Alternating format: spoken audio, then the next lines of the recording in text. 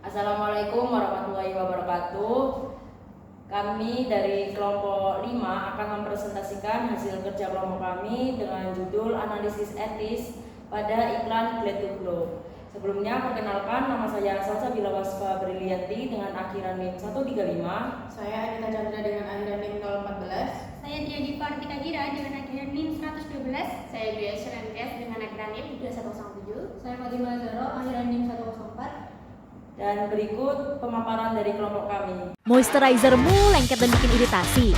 Coba Glad to Glow Brightening Moisturizer. Diperkaya niacinamide dan ekstrak pomegranate. Bantu atasi kulit kusam dan sensitif. Pakai pagi dan malam hari. Coba Glad to Glow. Glad to Glow 77 merupakan brand skincare yang didaftarkan oleh PT Santon Wisdom Indonesia, namun proses produksinya dilakukan di Cina. Brand ini menyasar konsumen muda dengan produk skincare terjangkau seperti cleanser, toner, serum, hingga moisturizer. Salah satu produknya adalah Glad to Glow Pomegranate 5% niacinamide brightening and moisturizer, mengandung niacinamide 5% dan ekstrak pomegranate yang berfungsi untuk melembabkan, mencerahkan, serta meratakan warna kulit. Produk ini memiliki tekstur gel krim, ringan, dan cocok digunakan sehari-hari untuk berbagai jenis kulit.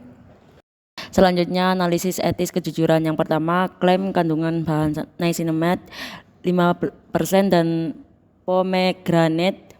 Jadi klaim kandungan ini terlihat jelas dan sesuai dengan manfaat yang umum dan pada produk skincare. Yang kedua, memberi manfaat melembabkan, mencerahkan, dan ringan di kulit. Jadi klaim ini terbukti tidak overklaim. Yang ketiga, informasi produk tersampaikan secara terbuka. Jadi tampilan di kemasan menunjukkan kandungan dan fungsi utama produk, dan bahasa juga mudah dipahami.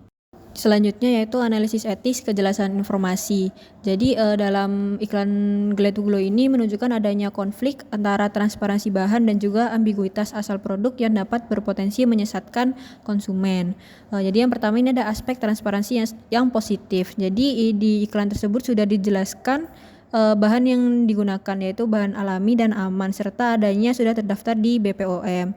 Yang kedua yaitu isu ambigu dan potensi penyesatan, yaitu adanya ketidakjelasan yang muncul karena adanya informasi yang berkaitan dengan identitas dan asal-usul produknya, yaitu yang pertama ambisi kepemilikan dan manufaktur, yang kedua menyesatkan persepsi lokal brand, yang ketiga resiko greenwashing dan local washing.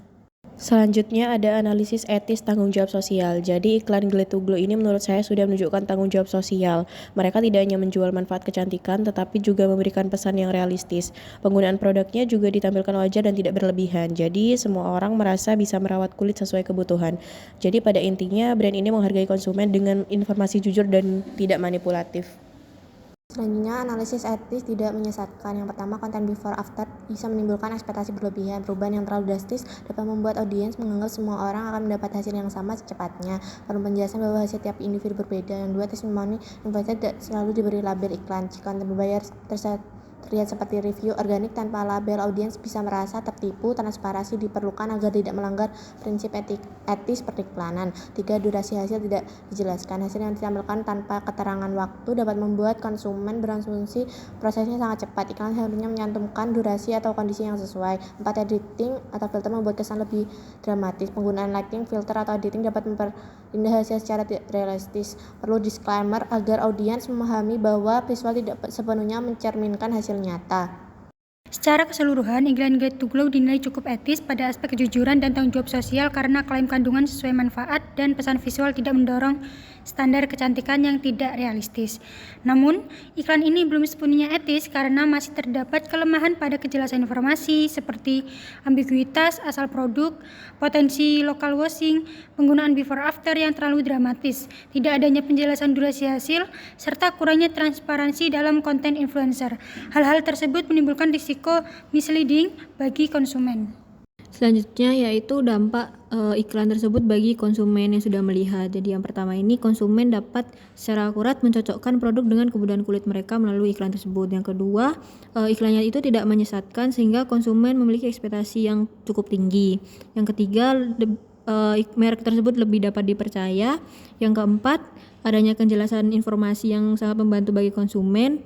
Yang kelima, konsumen itu tetap harus mengecek kembali kejelasan informasinya, dan yang keenam adanya individualitas dari hasil iklan tersebut. Selanjutnya implikasi bagi perusahaan dan masyarakat. Yang pertama bagi perusahaan yaitu meningkatkan daya tarik dan penjualan produk. Jadi klaim seperti 5% niacinamide mampu membangun persepsi produk yang efektif. Yang kedua, brand positioning sebagai skincare efektif untuk mencerahkan. Jadi perusahaan memposisikan dirinya dalam segmen produk brightening. Kemudian yang terakhir, resiko tuntutan hukum dan pengawasan regulasi. Jadi jika klaimnya tidak didukung oleh uji klinis, maka perusahaan berpotensi mendapat teguran dari BPOM. Selanjutnya implikasi bagi masyarakat. Yang pertama, keputusan pembelian berbasis iklan.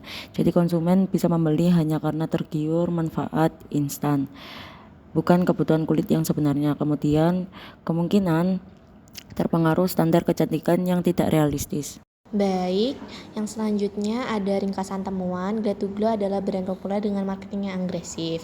Lalu yang kedua ada klaim pencerahan brightening yang tidak selalu diberikan konteks atau data lengkap. Lalu yang ketiga, asal produknya dari Cina. Terus struktur kepemilikan lokal tidak sepenuhnya transparan dalam semua materi iklan.